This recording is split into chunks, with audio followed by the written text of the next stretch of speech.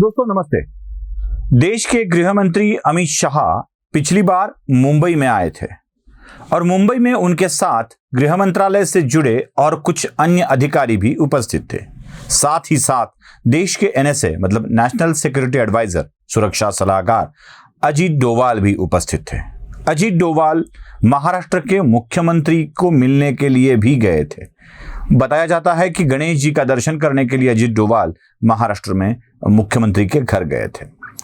ऐसा कभी सुनाई नहीं दिया है। शायद अजीत डोवाल या देश के राष्ट्रीय सुरक्षा सलाहकार किसी भी मुख्यमंत्री से मिलते होंगे, लेकिन इसका कभी न्यूज का रूपांतरण होते हुए नहीं देखा है। मिले भी होंगे, शायद नहीं भी मिले होंगे, शायद ये परंपरा हो ना हो पता नहीं है, लेकिन अजीत डोवाल कुछ अलग ही काम करते हैं तो वो महाराष्ट्र के मुख्यमंत्री से मिलने गए। जैसे ही अजीत डोवाल महाराष्ट्र के मुख्यमंत्री से मिलने गए, वैसे ही शिवसेना की तरफ से एक बयान आया। एक पूर्व मंत्री जो पहले एनसीपी में भी थे, वो भास्कर जाधव, उन्होंने एक बयान दिया कि शायद मुंबई में दंगे करवाने की कोशिश हो रही है। अजीत डोवाल जहां भी जाते हैं वहां दंगे हो जाते हैं और अजीत डोवाल शायद महाराष्ट्र के मुख्यमंत्री को साथ मिलाकर मुंबई में दंगे करवाने की साजिश कर रहे हैं, जिससे मुंबई म्युनिसिपल कॉरपोरेशन के चुनाव भारतीय जनता पार्टी को जीतना आसान हो जाए। यह आरोप लगाया भास्कर जाधव ने। अब भास्कर जाधव के इस आरोप के साथ बहुत सारे सवाल भी पैदा हो जाते हैं। क्या हुई थी बात अजीत डोवाल और महाराष्ट्र के मुख्यमंत्री के बीच में? क्या दंगों वाली बात शिवसेना जो बोल रही है या भास्कर जाधव जो बोल रहे हैं उसमें कितनी सच्चाई है?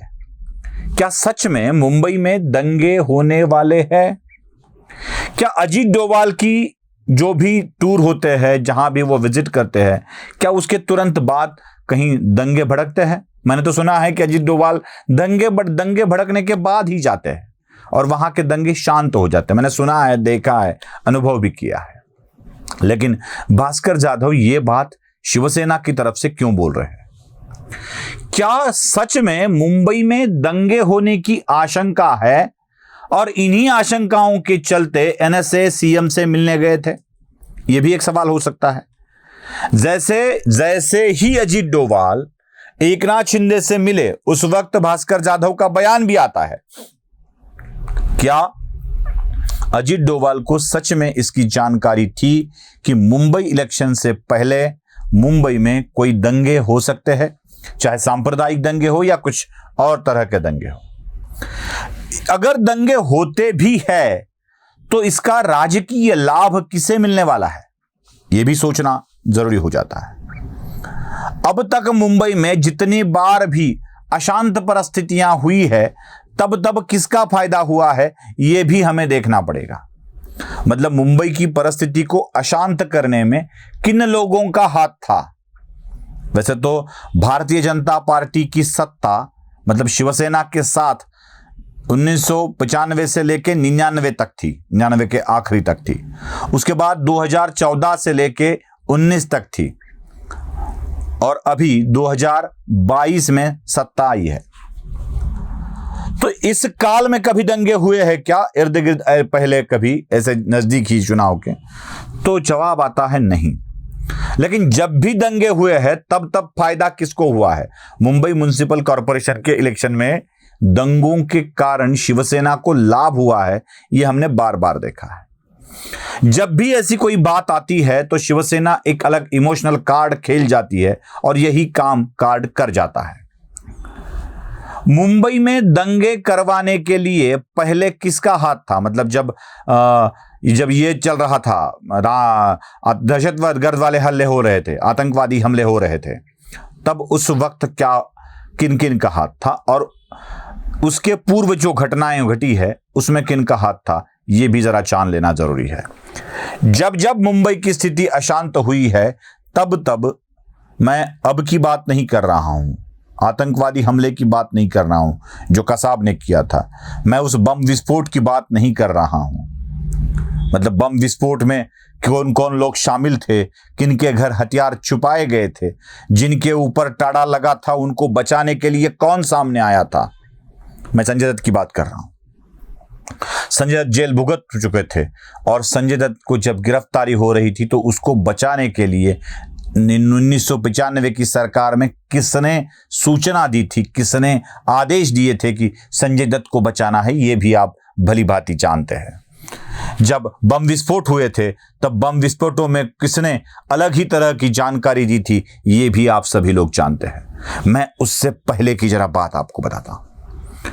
मुंबई की अशांत परिस्थितियों पर आप जरा तफसील से नजर डालें तो आपको पता चलता है कि यह किसने करवाया था और किसका फायदा हुआ था। मुंबई कोणाची मराठी माणसाची एक बहुत बड़ा अभियान चलता था कि मुंबई में मराठी मानुस ही काम करेगा, और उस मराठी मानुस के लिए मुंबई के नेता झगड़ पड़ते थे साउथ इंडियन लोगों के साथ।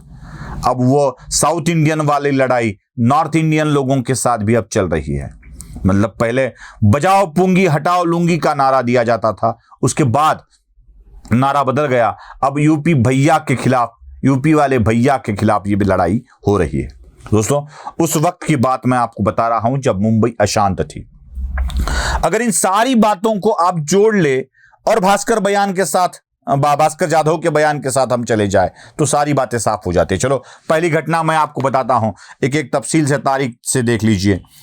29 फरवरी 1967 में कुछ साउथ इंडियन होटल्स पर अटैक किया गया था। वही बजाओ पूंगी हटाओ लुंगी वाला नारा, यंडू गुंडों का साम्राज्य यहां से हटाना है, मराठी आदमी को बिठाना है, ये वाला जो नारा चल रहा था वो लुंगी साउथ वालों के लिए बजाया जाता था। बजाओ पूंगी और हटाओ लुंगी बोला जाता था। कुछ साउथ इंडियन होटल्स पर हमला हुआ था और उसमें बहुत सारे होटल्स की तोड़फोड़ की गई थी और उसके बाद 32 लोग वहां पर जख्मी हो गए थे। उसके बाद की तारीख देख लीजिए, 21 मार्च 1964 17 सिनेमा हॉल पर अटैक किया गया था और उनकी तोड़फोड़ की गई थी। सिनेमा हॉल जो अमराठी लोगों के हाथ में थे उन पर यह हमला किया गया था। और एक घटना है 5 जून 1968 की। 5 जून 1968 में बहुत लोगों को प्रोटेक्शन मनी के तौर पर जो पैसा लेते थे लोगों से, जिसे खंडनी कहा जाता है, उनके लिए गिरफ्तारी हो चुकी थी। नवंबर 1972 की बात देखिए, एयर इंडिया का जो नरीमन पॉइंट पर ऑफिस है उसके ऊपर हमला किया गया था और उसके चीफ पर्सनल ऑफिसर थे मिस्टर नंदा, उनको बहुत बुरी तरह से पीटा गया था, यही मराठी वाले मुद्दे पर। 28 जून 1970 में शिवसेना की तरफ से एक नारा दिया गया था। उस वक्त वसंतराव मुख्यमंत्री थे महाराष्ट्र के, देख वसंता मुंबईचा होईल कलकत्ता, मतलब देख वसंता मुंबई बनेगी कलकत्ता। उस वक्त कलकत्ता में बड़े जोर शोर से ऐसे ही गलत चीजें हो रही थी, अहिंसक चीज वारदातें हो रही थी। यह सीधी तौर पे धमकी थी सरकार के लिए और 1970 में भी सरकार को इसी तरह की धमकियां देकर अपने हित की बात कर ली गई थी। वैसे भी शिवसेना को वसंत सेना कहा जाता है, उसके बाद वसंतराव ने भी बहुत तरह से एडजस्टमेंट कर ली थी। 1993 में रमेश मोरे जो शिवसेना के एक नेता थे, उनकी भी हत्या हो गई थी। वामनराव महाडिक के पहले चुनाव के पहले भी एक विधायक की हत्या हो चुकी थी, जिसके बाद शिवसेना का पहला विधायक चुन के आया था।